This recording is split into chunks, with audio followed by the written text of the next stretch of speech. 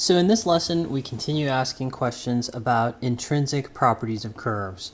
And the question that we're going to answer this time is, how can we describe changes in the orientation of a curve? Or in other words, what is the analog of concavity? So in one-dimensional functions that we learned about in Calculus 1, y equals f of x, the second derivative of the function with respect to x represented the concavity, and that represented whether it opened upward or downward, and said something about sort of the way that it was curving through space, the way that the slope was changing. And so the question now is, how do we translate that idea, rate of change of slope, into parametric curves and space curves described by vector functions? So by direct analogy with Calculus 1, you might say, okay, I know that the vector r prime of t said something about the direction, and that gave us, this direction was the analog of slope. So does the second derivative, r double prime of t, give us the analog of concavity? And the answer is that this simple idea, unfortunately, no. The second derivative with respect to the parameter t just gives the second derivatives of each of the three functions, x of t, y of t, and z of t. So these give what you could call the concavity, but with respect to the parameter t. And this is the critical thing, is this depends on the parameterization, this idea. What we really want is something that's intrinsic to the curve itself. How is the curve bending, or curving even? So we want something that has to do with something like arc length. So we now recall the last lesson. We said, okay, well, arc length, I know that if I could parameterize my curve with respect to its own arc length, s, then r prime of s was the unit tangent. And this was better somehow than r prime of t in that it was a unit tangent and gave me something that only had unit length and was completely independent of the way that the curve was parameterized. So what about r double prime of s? Does that give me anything useful? So if we think about that for a second, s is again the arc length, the accumulated arc length function as we walk along a curve. So r prime of s was the tangent, r double prime of s would be the derivative of the tangent with respect to the arc length. And this is just now the rate of change of the direction, the rate of change of the unit vector with respect to distance.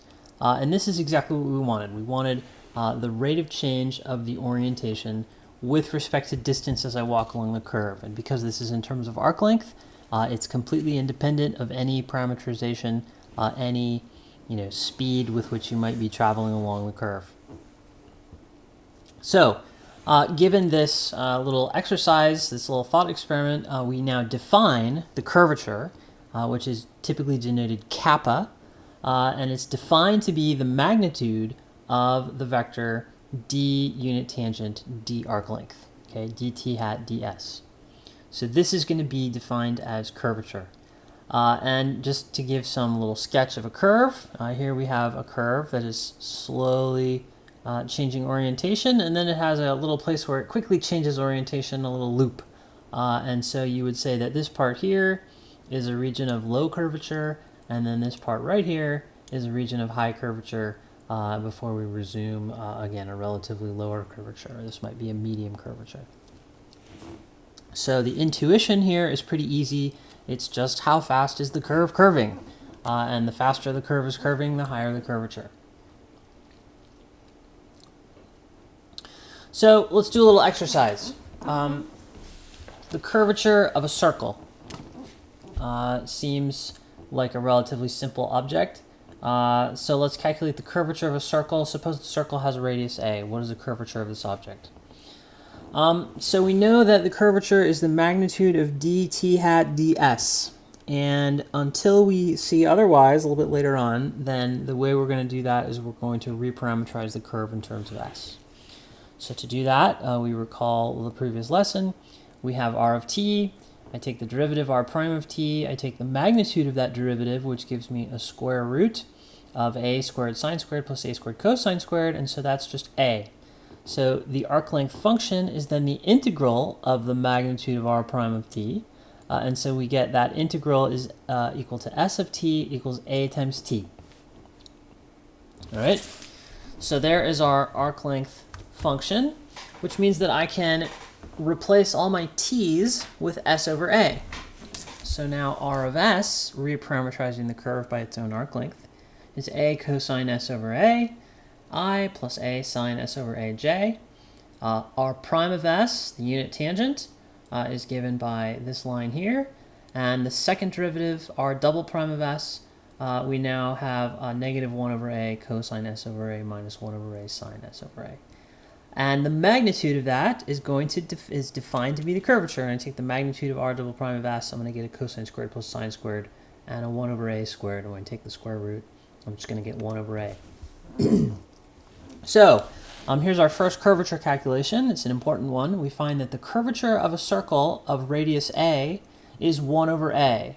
So the smaller the radius of the circle, the larger the curvature. The curvature and the radius of the circle obey an inverse relationship. And indeed, this radius is often called the radius of curvature. You'll often hear reference to the radius of curvature, which is just 1 over the curvature. And this makes sense. We know that one rotation of the circle is, we have a 360-degree rotation of the unit tangent, and the smaller the radius of the circle, the smaller the perimeter of the circle, and hence the shorter distance over which that 2 pi rotation of the tangent occurs. So the smaller the circle, the more rapid the change in orientation as a function of distance along the curve.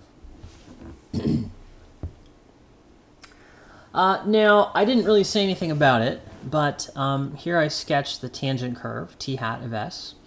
And here is r double prime of s, which is t hat prime of s. And if you take the dot product of these two, you'll see that it's 0.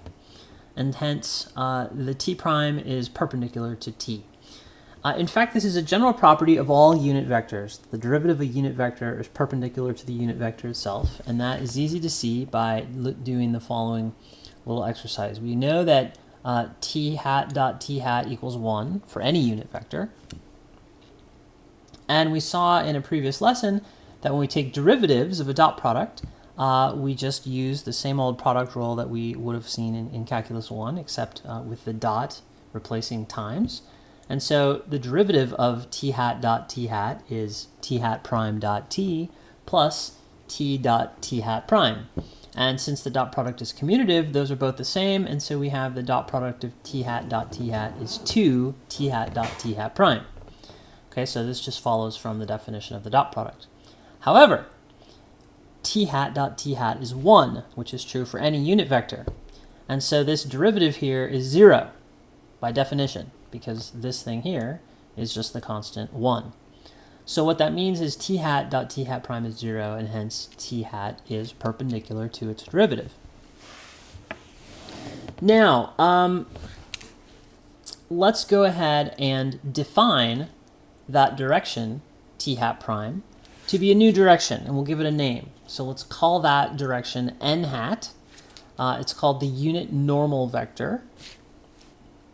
And we can then summarize our previous result. Not only do we know that the magnitude of t hat ds equals kappa, but now we have a direction for that derivative. And so kappa being the magnitude and n hat being the direction, we can now say that the derivative of the tangent with respect to arc length is the curvature kappa times the normal n hat. And what does this mean? N hat is called the unit normal. It is now, if kappa is the rate at which the curve is bending, then n hat is the direction in which it's bending. It's the direction toward which the unit tangent is tending. So it's the direction in which the curve is bending. And that's an important fact to know. Not just the rate at which it's bending, but the direction. And I suppose I could give a little sketch here. I'll try. So say we have a curve that looks something like this. Then the unit tangent is always bending here to the left, and that is represented by the fact that the normal always points inside direction of the curve. So that's enough of that.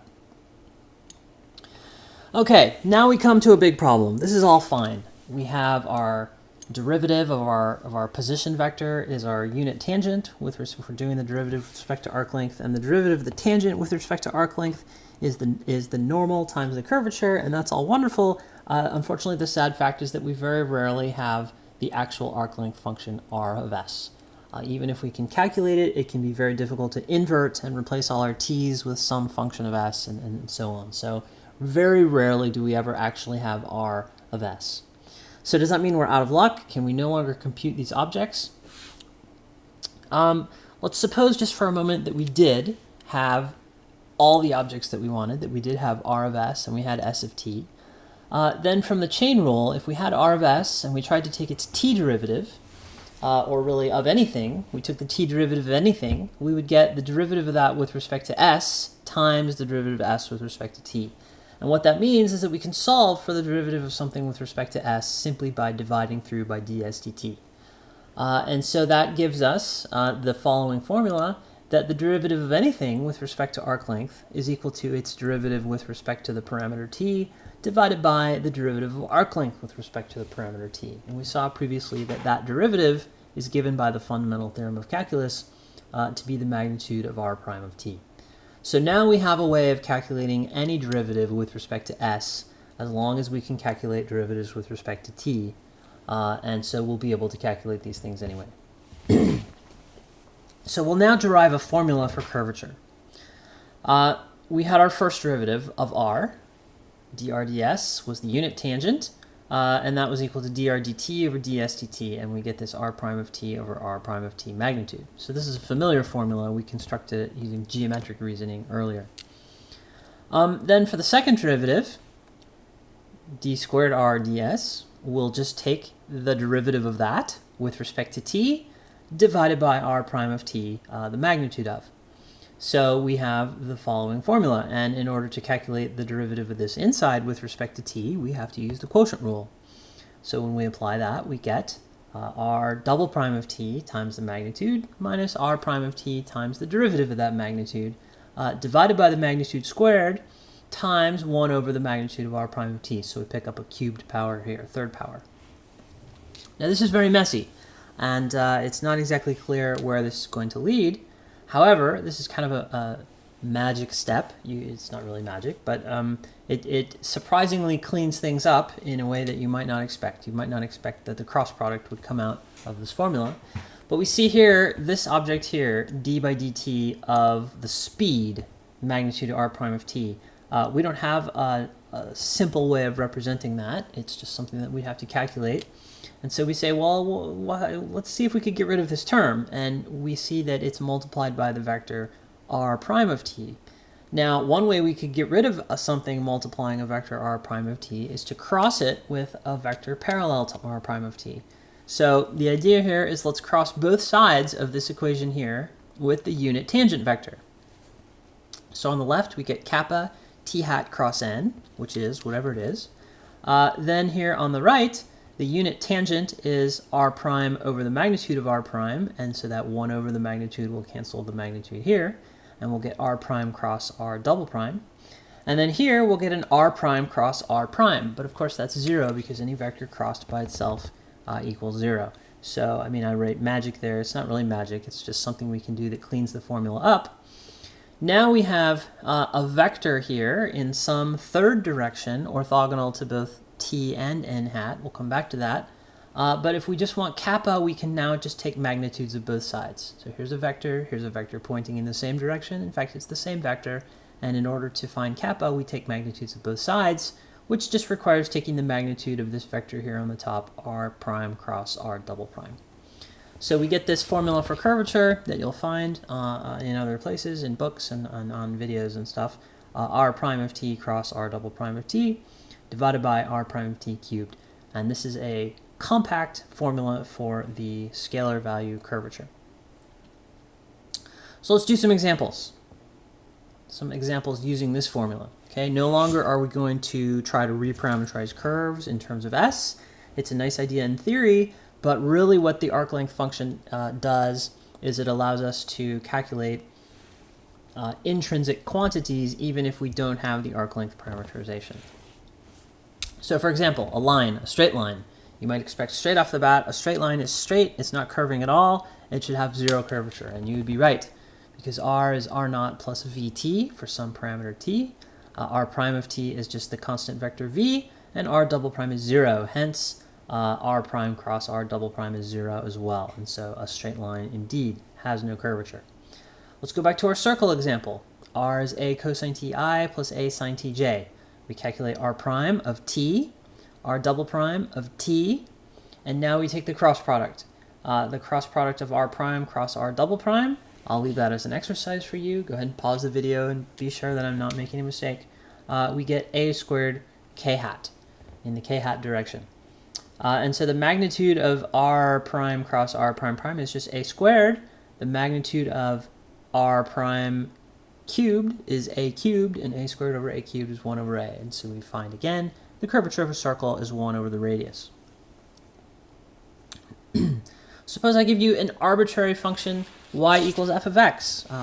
From back in calculus 1, I have this way of describing a function. Well, I can parameterize that function in the way r equals ti plus f of tj. That means x equals t and y equals f of t, which is x. So you may say, I know a lot about these curves. What is the curvature of such objects? How can I apply that to objects I'm familiar with? So we can explore that. Here's r. R prime is just I plus f prime j. R double prime is f double prime times j. We can calculate the magnitude of the first derivative. It's 1 plus f prime squared to the 1/2 from the vector r prime. We can also calculate this r prime cross r prime prime. And again, I'll leave that as an exercise to you to do the cross product of this r prime and r prime prime. But when you do it, you'll find that the cross product is f double prime times k. So taking the magnitude of that numerator, we get f double prime divided by the denominator r prime magnitude cubed, which gives us 1 plus f prime squared to the 3/2. So this is the formula for the curvature of an arbitrary curve y equals f of x. You can memorize it, I guess, if you want to. I have it memorized because I've seen it many, many times. But it's more important to remember the intrinsic formula for the curvature. You can always rederive this object here for this curve. So it's better to remember the r prime cross r double prime formula. So here's finally a specific example that will illustrate. We've said that curvature is sort of the analog of concavity, but it's a little bit different, as we'll see here. So here's a simple curve from calculus 1, y equals x cubed. And we know that the concavity is y double prime. That's 6x.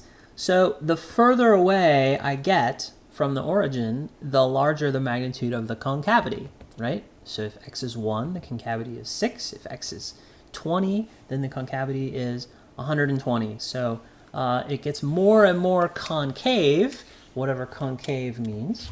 But the curvature is something different. And we'll find, if you think about it for a while, it actually becomes more intuitive than concavity, which is why I just said whatever concavity means. The curvature, if we use this formula that we just calculated here, is 6x divided by 1 plus f prime squared. F prime is 3x squared, and so f prime squared is 9x to the 4th, also the 3/2 power. So let's plug in some values here. When x equals 0, there's no concavity and there's no curvature. Curvature is 0 when x equals 0. What's surprising, though, is that as x goes to plus or minus infinity, the concavity gets big, but the curvature has this 4th power of x to the 3/2. That's going to be something like x to the 6th power as x gets quite large, and that's x divided by something like x to the 6th power is going to be something that gets small. As x gets very large, the curvature will go back to 0. And so if we plot this, you can almost begin to see it. We have a flat region of the curve here, 0 curvature. We have then an intermediate region of the curve in red where the curvature appears larger. But then as it begins racing off rapidly, that may be that the curve is going quickly to infinity as x increases. But if I'm just walking along the curve at some constant rate, it actually begins to look more and more straight, whether I go off this way or whether I go off this way. If I'm not moving with constant speed in x, if I'm instead moving with constant speed along the curve, then the curve begins to look more and more straight and the curvature goes to 0. So this teaches us that curvature is somehow different than concavity, and I would submit to you that curvature is, again, it's more intrinsic to the curve itself, if you're thinking of it in that way. If you're thinking of taking a walk along the curve, then the curvature is something that you will recognize along your journey.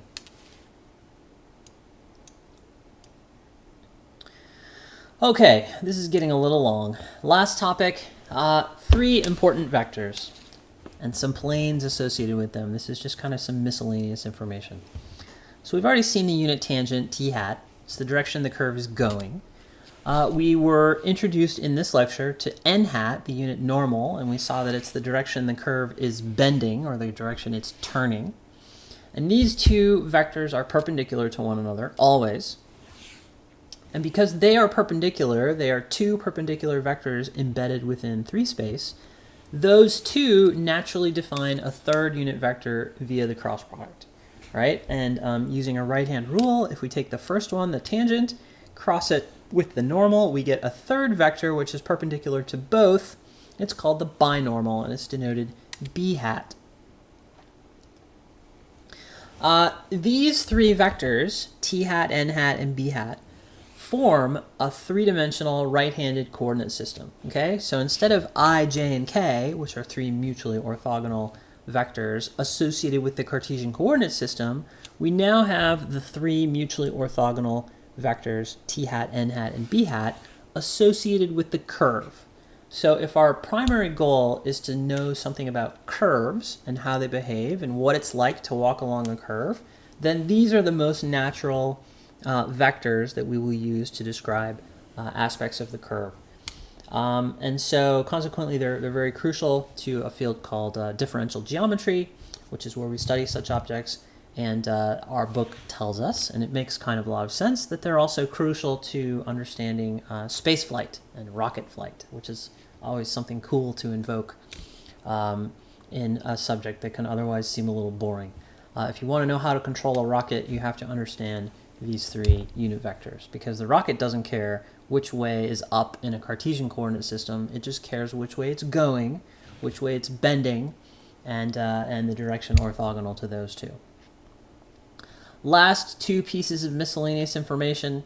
The tangent, if we think of the tangent vector, t hat, we know that a vector and a point are sufficient to define a plane. And if we use the tangent vector as the normal vector for a plane, then we get a plane which is normal to the tangent. This contains all the vectors that are orthogonal to the curve itself. So anything in this plane, called the normal plane, is perpendicular to the curve. And finally, this vector b hat, the binormal, if we use that as the normal for a plane, the set of all points x, which are perpendicular to b if you subtract them from r, that defines a plane containing both t and n. And since t is the direction it's going and n is the direction it's bending, then this plane comes nearest to containing the whole curve. In fact, if the curve lies in a plane, then that plane contains the entire curve. But if the plane is twisting out of the curve is twisting out of the plane, then this plane comes closest to containing the curve. It's called the plane of osculation. This is Latin for kissing, which is kind of cute. That the curve kind of comes in, and for just a moment it lives within the plane, and you would say that it could have kissed the plane right in that moment as it kind of lived within this plane. But these objects are sort of the standard objects used to describe curves as they move along through space.